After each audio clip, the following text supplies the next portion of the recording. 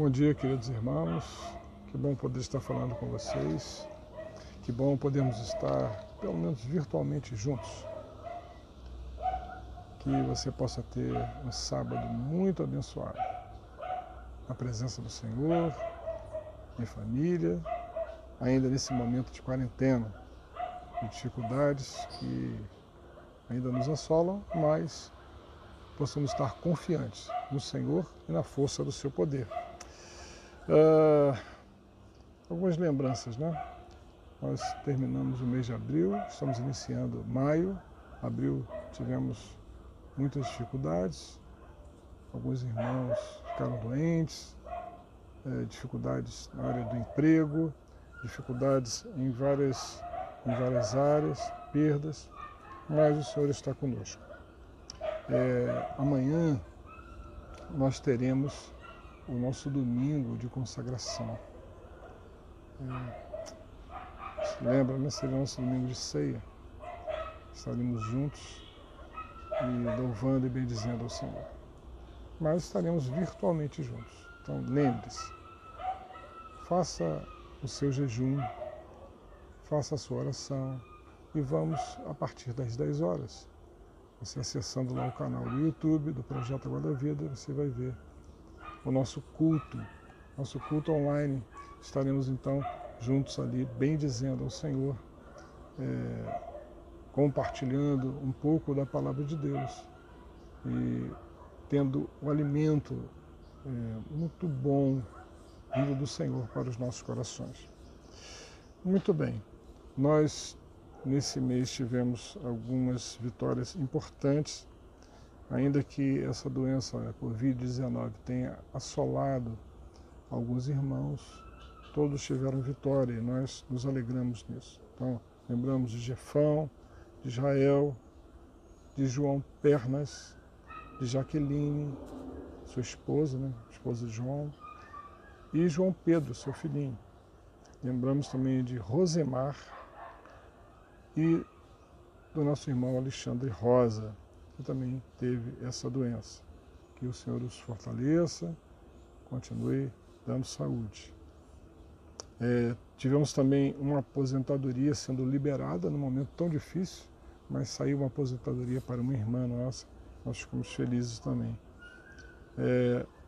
Na área da assistência social, nós somos gratos aos irmãos que generosamente puderam abençoar alguns irmãos que estavam passando lutas e dificuldades. Também fomos abençoados pelo irmão Fabiano, que fez um contato muito bom e conseguiu nos ceder cestas básicas que pudemos distribuir para muitos irmãos de várias igrejas nossas, inclusive da Assembleia de Deus ali em Caramujo. Isso foi muito bom. Também algo muito positivo nós tivemos nesse mês. As contas de nossa igreja foram pagas, isso é motivo de alegria, pela fidelidade dos irmãos. Então nada ficou para trás, graças ao Senhor e à fidelidade dos dízimos e ofertas dos irmãos. Também ficamos felizes que, mesmo em meio a tanta dificuldade, alguns irmãos ousaram, né, fazer algumas atividades para ter alguns recursos. Então, alguns irmãos estão fazendo máscaras para ajudar nesse momento, outros estão fazendo comida, alimentação, outros estão fazendo também bolos, né? Enfim, tem tido assim ideias boas para enfrentar esse momento tão difícil. Então, o Senhor merece toda a nossa gratidão, nosso louvor, e nós ficamos felizes pelo que o Senhor é. Lembrando, amanhã de manhã, faça a sua consagração, esteja diante do Senhor, buscando a sua presença, faça seu jejum, né? Ore ao Senhor, e 10 horas estaremos ali, buscando a face do nosso Deus, fazendo o nosso culto online. Amém. Mas eu queria compartilhar com vocês um texto que está aqui em 2 Reis, capítulo 6. Então nós vamos ler 2 Reis, capítulo 6, do verso 12 até o verso 18, tá bom? Então eu vou estar lendo com vocês. 2 Reis 6, 12 a 18. Diz assim: Um dos servos respondeu: Ó rei, meu senhor, não é isso. O profeta Eliseu, que está em Jerusalém, conta ao rei de Israel as coisas que dizes no teu quarto. O rei disse: Ide e vede onde ele está. Vou mandar trazê-lo. Então lhe contaram: Ele está em Dotã. Ele enviou cavalos, carros e um grande exército para lá, os quais vieram de noite e cercaram a cidade. Tendo o servo do homem de Deus se levantado muito cedo, saiu e percebeu que um exército havia sitiado a cidade com cavalos e carros. Então o servo disse ao homem de Deus: Ai, meu senhor, que faremos? Ele respondeu: Não temas, porque há mais conosco do que com eles. Eliseu orou e disse: Ó Senhor, peço-te que o faças enxergar. O Senhor abriu os olhos do servo, e ele viu que o monte estava cheio de cavalos e de carros de fogo em redor de Eliseu. Quando os sírios desceram a ele, Eliseu orou ao Senhor, dizendo: Fere de cegueira essa gente, peço-te. E o Senhor os feriu de cegueira, conforme o pedido de Eliseu. Essa história está dentro desse contexto dos reis de Israel e de Judá, e agora aqui no capítulo 6, falando sobre esse momento na vida de Eliseu. Eliseu, como os irmãos bem sabem, ele era um profeta em Israel, não em Judá. Nesse momento, Israel e Judá estavam divididos, né? Judá ficou isolado e as 10 tribos, né, que sobraram, né, além de Judá, estavam no Reino do Norte, os levitas espalhados, mas, de fato, os que ainda podiam servir melhor ao Senhor estavam no Reino do Sul, porque no Norte eles não cultuavam mais o Senhor, não iam ao templo, que era um local importante nesse processo de adoração e serviço ao Senhor. E, na verdade, eles tinham bezerros de ouro, né, colocados em cidades estratégicas lá de Israel, eles não serviam. Era um momento de distanciamento de Deus. Mas Deus levantava profetas e homens que serviam ao Senhor ainda no Reino do Norte. E um deles foi Elias, outro foi Eliseu, que era servo de Elias, aprendeu com ele e agora estava ali realizando a obra de Deus. O fato é que havia um rei da Síria, possivelmente Ben-Hadad, e em Israel era Jorão, o rei que estava ali nesse momento. Bom, Ben-Hadad fazia escaramuças contra Israel, mandando seus exércitos, de alguma maneira, enfraquecer, né, o reino de Israel e prender, se possível, matar o Jorão. Então isso era uma prática comum daquele momento ali, feito pela Síria.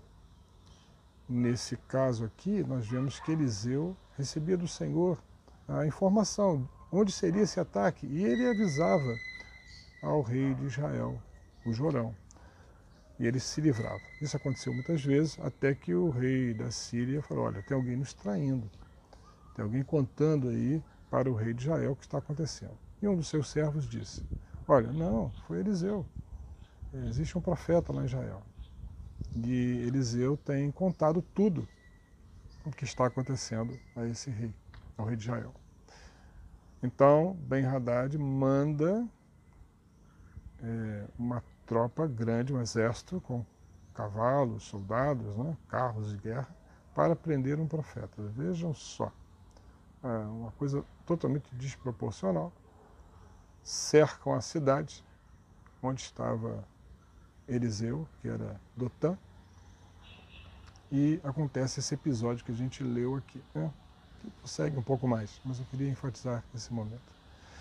Então, quando o servo do profeta Eliseu sai pela manhã e vê que estava cheio de soldados sírios para prender Eliseu, indo contra eles, e ele fica desesperado. Ora, diferente desse servo, sem nome aqui, Eliseu, nós vemos que estava tranquilo. Ele estava enxergando algo que o seu servo não enxergava. Então Eliseu pede ao Senhor que os olhos do seu servo fossem abertos. E de fato, quando o Senhor abre os olhos do seu servo, diz a palavra do Senhor, e ele viu que o monte estava cheio de cavalos e carros de fogo em redor de Eliseu. O Senhor estava guardando a vida de Eliseu. O Senhor o estava protegendo. Aos olhos humanos, ele estava abandonado. E ninguém poderia protegê-lo da força do exército sírio, mas aos olhos espirituais, Eliseu estava cercado, guardado pelo Senhor. Interessante a gente ver que as coisas naturais, elas estão subjugadas ao poder daquilo que é espiritual. Então, irmãos, isso nos ensina muito. O texto continua e diz que Eliseu, então, ao ver que o exército sírio estava descendo ao seu encalço, pede ao Senhor que ferisse de cegueira esse exército, e eles ficaram cegos.